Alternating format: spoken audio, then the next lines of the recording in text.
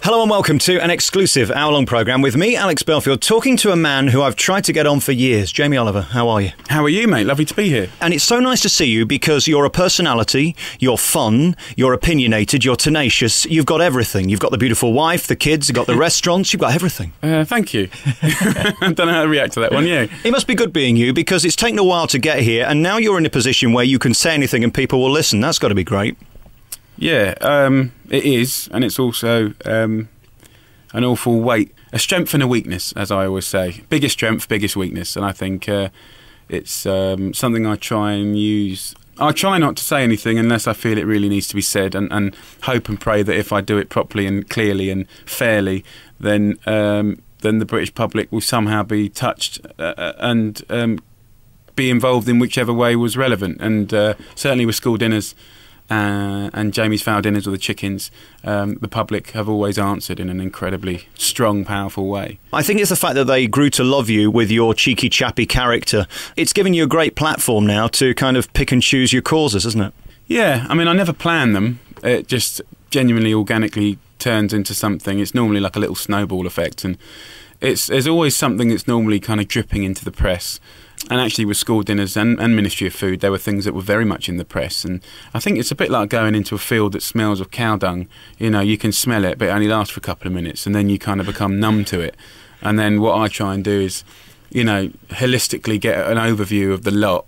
It's often about people, the stuff that I do, how people can be transformed and live better. That's generally what the stuff I've done is about. And then, you know, and I think I just think the public are quite simple, really. If you don't patronise them with rubbish, and if you give them the bare truth and you give them some possibilities of solutions, I found that the public generally are incredibly supportive, and they'll literally, I mean, if you think about it, when we did school dinners, we were told categorically there was no money, and 3 days after it broadcast they found £280 million, and then they banned rubbish in vending machines the year after, and found another £280 million for the second tranche of 3 years.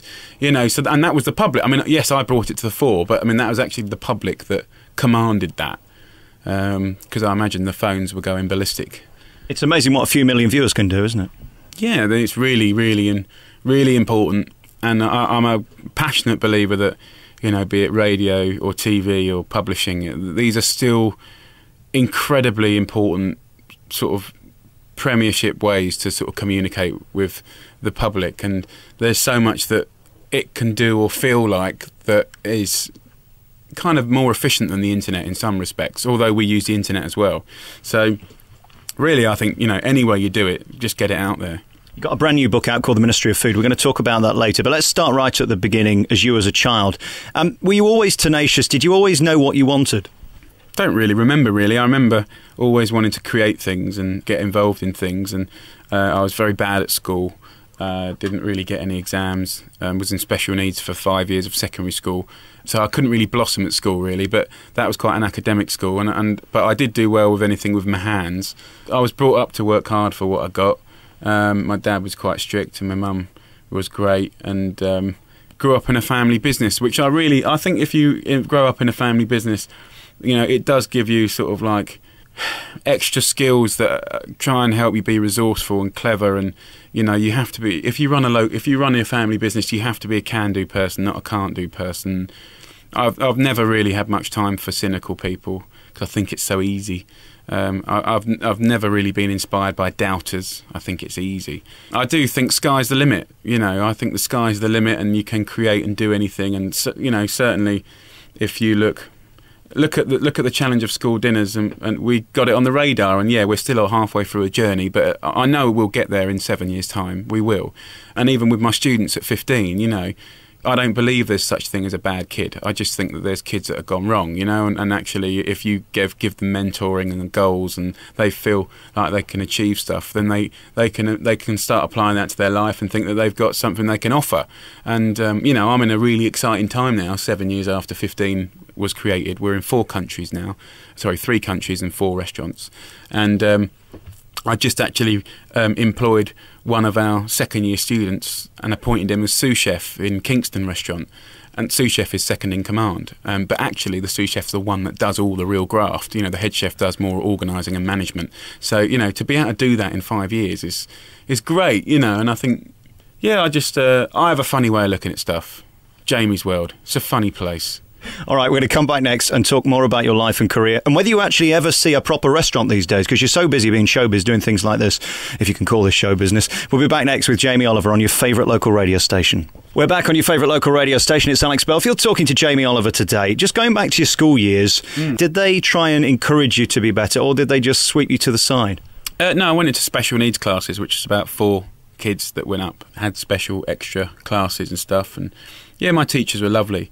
But I don't think that we were as strategically, as advanced as we are now. I think we're much better at it now. But also we didn't recognise dyslexia. It was like an on-off button. You're either dyslexic and you had to literally be looking through 2-inch glasses, or you're not.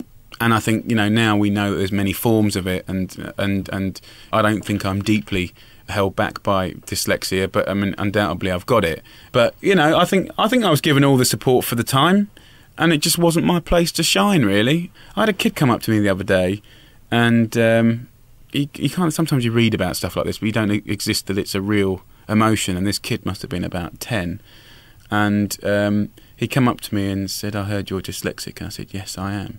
And he said, "Have you ever felt that you're worth nothing?" And I'm like, "No. Why? Why do you think? Do you feel that?" And he's like, "Yeah." That's the stage when you got to start worrying, because it doesn't, being dyslexic or having any special needs is not an excuse or a reason for you to not prosper. It's just that you're not going to be good at the predictable things. But, there's wonderful people in business and architecture and art and music that have had learning difficulties. But I think what that kid was tapping into is that every single one of us need to feel like we're good at something. Otherwise, we feel like and he obviously did. So I had a little pep talk with him anyway for sort of 10 minutes, and hopefully it made a difference. I told him to come and see me when he was 16. I said, "I'll give you a job." Really what I'm talking about is self-esteem, and that that can be relevant to anyone regardless of dyslexia or not, really. But we all need a pat on the back every now and again, don't you? And it's like, half the time I do these Ministry of Food things, there are days, weeks and months when I feel physically sick every day, wondering what my mouth has got me in trouble for this time. I think deep down you can do these things that cause debate and problems if truly you feel that you're being honest and clear and fair, and that there's a genuine reason for expressing it. And I do. So therefore I hold my head high and I'm take anything you give me.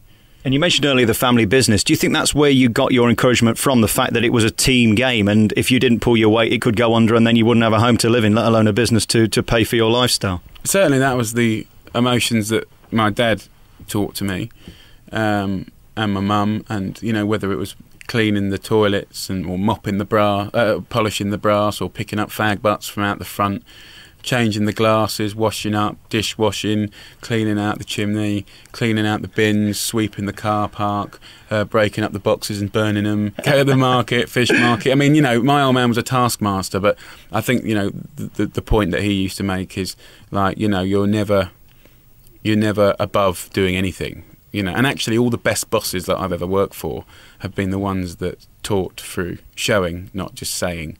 And that was my dad, and Rose Gray and Ruth Rogers, Gennaro.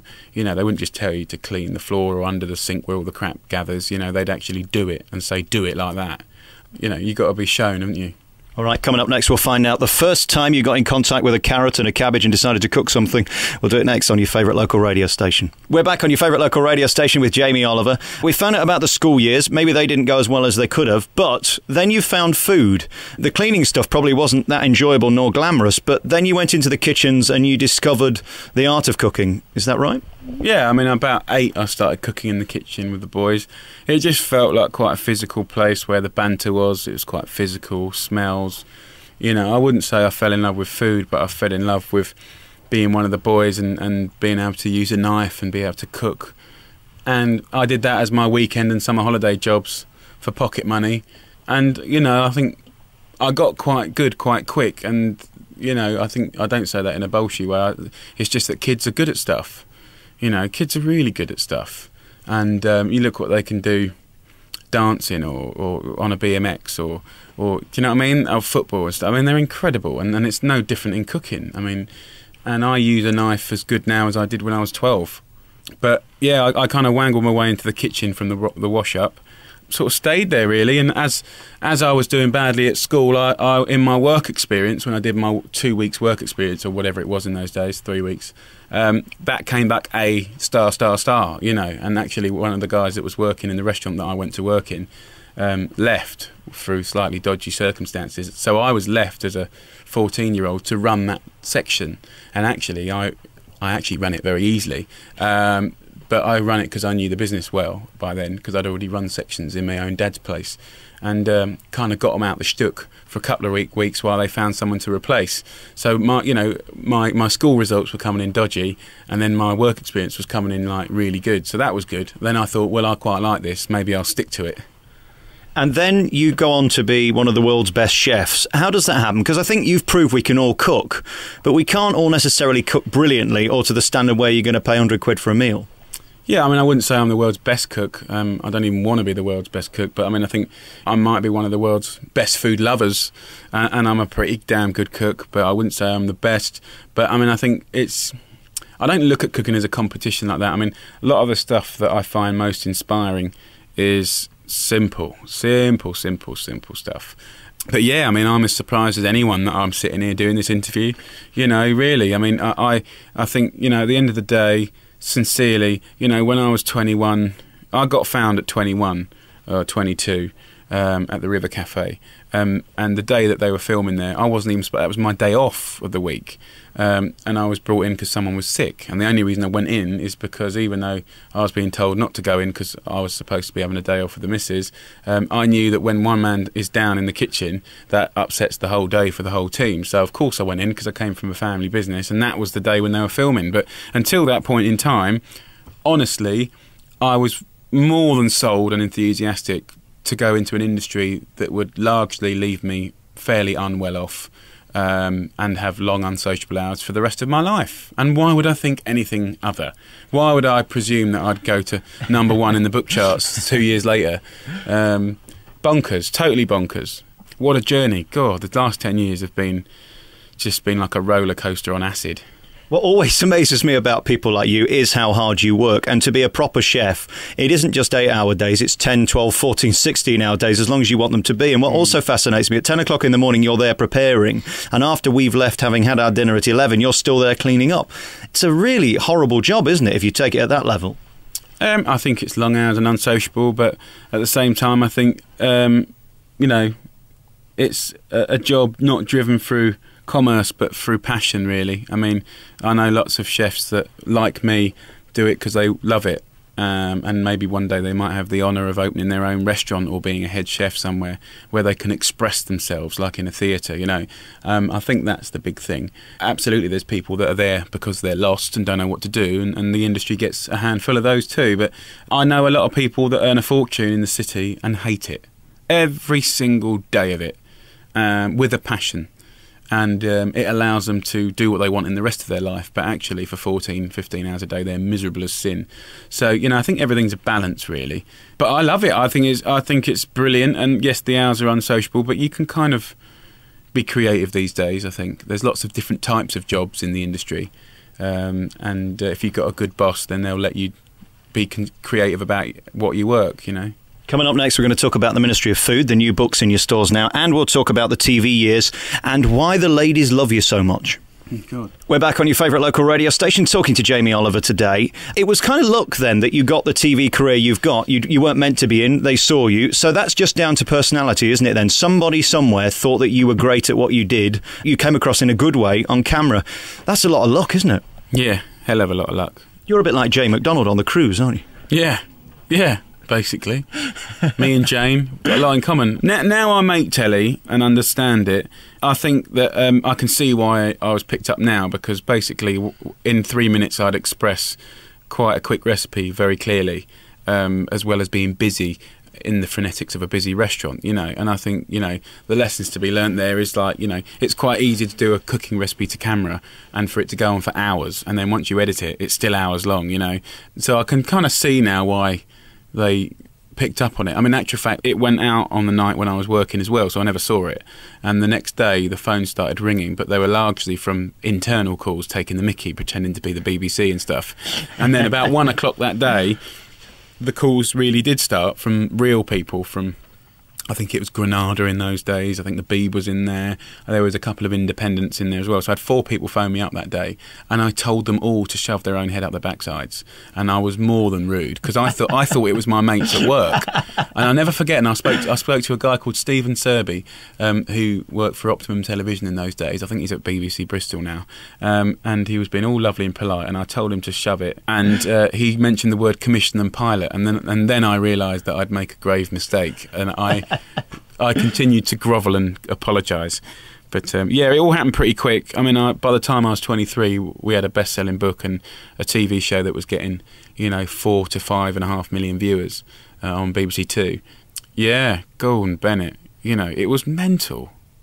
And how have you managed to keep your feet on the ground? I think it's so admirable that you don't do the lads' mags and all that rubbish and be seen kicked out of pubs on your backside. Is it because in those days in the beginning you were too busy to be showbiz? I think my work effort has never changed since whether I was on telly or not. I've always worked the same sort of hours, 18 hours a day, worked as hard. Don't know, really. I think, you know, I've got good friends and family.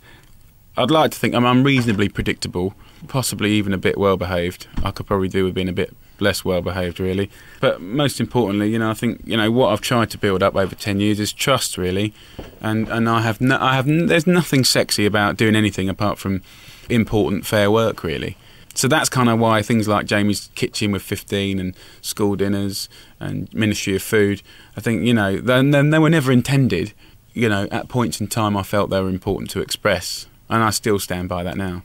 And going back to the school days, how did you feel knowing that suddenly you'd become the star and you'd created something, regardless of how big that was? You were successful. No, I mean, I think when you get out into the big wide world, relentlessness is what's required to go beyond your wildest dreams. And I truly believe, you know, I know there's people that don't like me, and I know there's people that do like me because in a funny way, my relationship through books, I think books is quite an interesting one. Like, to flog a book's quite hard. I think it's a tough industry, and for people to pick it up and trust it is something to be, you know, worth protecting, I think. And really importantly, being honest and a good person, I think, has been the sort of cornerstone of what I've tried to do for 10 years, really, because in my game there's a lot of horrible people, and I've seen them build up and become amazing based on being quite rough and horrible.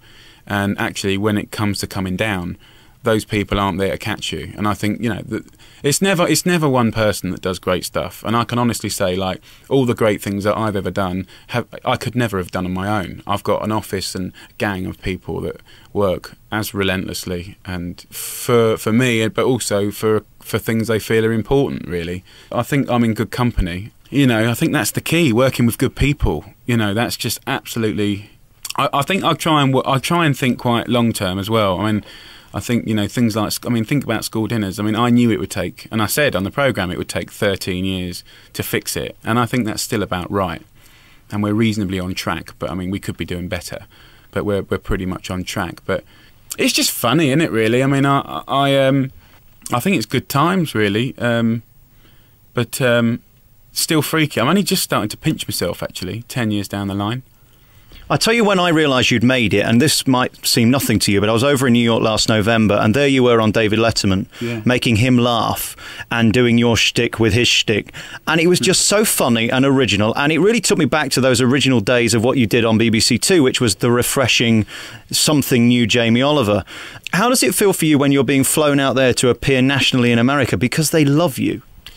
Well, it's a massive compliment. You know, I think the bigger compliment is basically whenever I'm in New York, I can go on the show. I've been on there 9 times now, which is basically once a year for the last 9 years. I mean, we talk to each other like friends now rather than guests, host and presenter or whatever. And it's the same for Jay Leno and the same for Oprah and Martha. And I think, you know, what they don't want is someone that's duff and can't express on telly. So, you know, I go there, I do my job, I try and do it really, really well. and hope for the best. And they kind of quite like the British lingo and stuff. But my heart's here in Great Britain. Really, I mean, deeply passionate and patriotic. I am. I think we've got a great country here. So that's kind of, the fact that I love it is partly the reason why I've always done these slightly controversial programmes that don't necessarily please everyone. Just got to do your job, really. All right, we'll come back next with our remaining moments. And me, Graham wants to know, why does he need to use the F word? We'll be asking that question next to Jamie Oliver. We're back with our remaining moments with Jamie Oliver. I want to talk to you just about the TV thing again, especially when you're live or doing an Oprah or something like that. She's a big fan of yours. I saw that programme on, I think, Diva TV or something, and it's probably the most watched programme in America, and certainly if you're on there, you've made it. How do you deal with the fact that so many people are watching and it's so high profile and it's as big as you can get? Try not to think about it, really. In the early days, I used to get nervous like everyone else and throw up and myself and everything. But after a while of doing that, you get fed up with it. And I did. I used to throw up all the time, through nerves, butterflies. I did it for about a year. Actually, if you look at all my original appearances, every presenter will say he's feeling a bit under the weather this morning, but he's here anyway, Jamie Oliver. And it was just like, I got so fed up with being nervous, to the point now where I don't care. Actually, the only person that's made me nervous in 10 years is Oprah, because she's just operating on a different level. I mean, she's an incredible bird. Incredible bird? Yeah, she's amazing. And she's bigger than the President of America, let's be honest. Oh, God, yeah, definitely. I spent 8 weeks with her last year, and I just think that, sometimes, like, there's people that just work on a different level, and I think that often it's hard to relate as a normal person to someone on that level. I just think she's interesting because she don't have to do what she has to do. She could have retired 30 years ago, but she kind of feels like she's happy to retire when someone's going to replace her with the same values. And I think I found my time with her utterly inspiring. And in the same way that you're doing now with the Ministry of Food, if she says something, people take it seriously and they'll do it. It's a great place to be, isn't it, when people care? Because there aren't many people in show business who people give a toss about their opinion. I just think life is short. Often it's hard to read anything outside of your own world, and I think, every now and again it's quite nice to think big and think about, because I think, Oprah undoubtedly has made positive change to sort of America. And she's got lots of things against her. And I think, and I try and do the same things with my telly, although I don't have the reach, or equivalent reach to what she has. But undoubtedly there's a core group of people that are very, very loyal to the work that I do. I just think the fact that everyone can count is really important. And actually, in school dinners, it was the masses that made that government find that money. It wasn't just me. It was a team effort. So, hopefully, I don't know. I mean, it's not like I've got a load of boxes to tick off. I mean, I have nothing planned ever again. And certainly my family and friends and work colleagues do not want me to do another campaign, movement or documentary ever again. Why? Because it's a horror show. It's hard work. It's a pain in the backside. But the thing is, when I get the idea, I'll do it. When we did school dinners, the whole office shut down and became involved as central office of school dinners. Everyone, from the accountants to HR to the reception, we were all involved in school dinners, and they had no choice because I was the boss. Like, guys, this is what we're doing. And now, it must be like working for a lunatic. It must really be.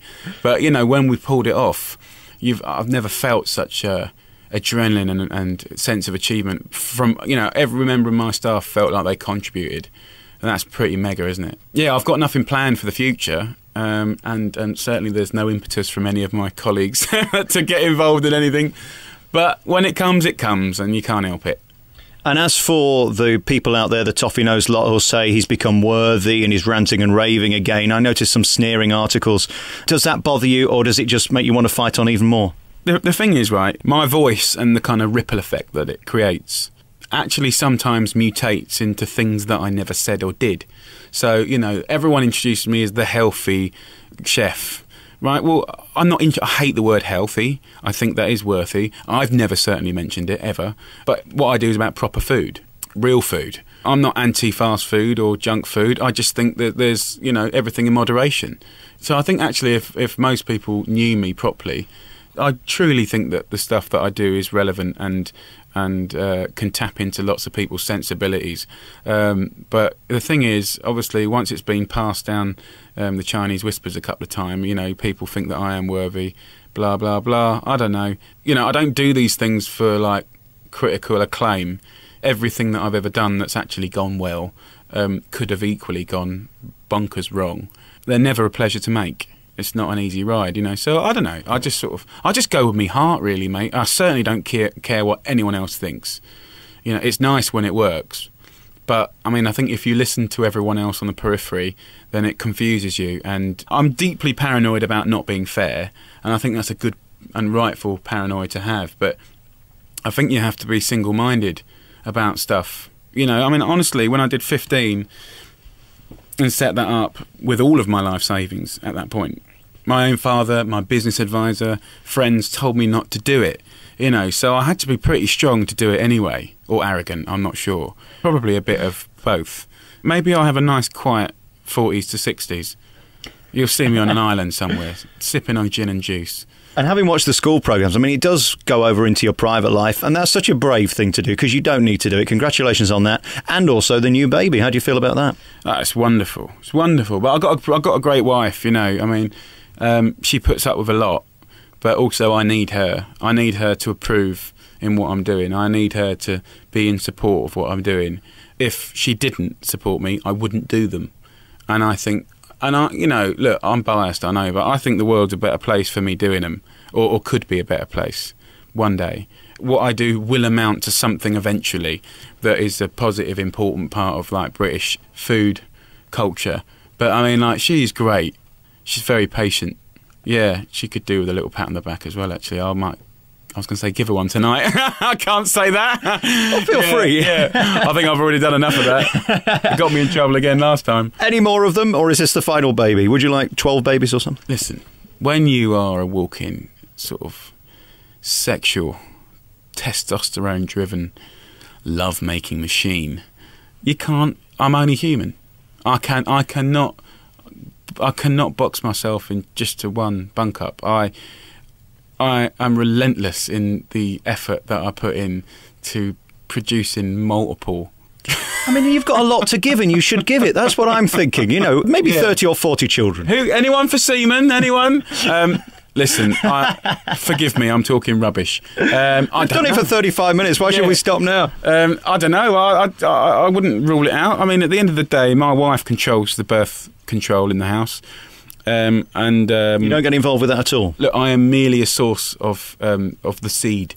And, you know... Well, you're the man's man. If the seed can't be planted, then it won't be allowed to get anywhere near the mud, if you know what I mean. Yeah. These analogies, I'm losing the will to live, I think. It's been a long day. Thank you, Jamie. Really thanks for talking to us, because you're a top man and your intentions are so honourable. That's so nice. And good luck with this new book, The Ministry of Food. Your intentions are so good that you care about people. Yeah.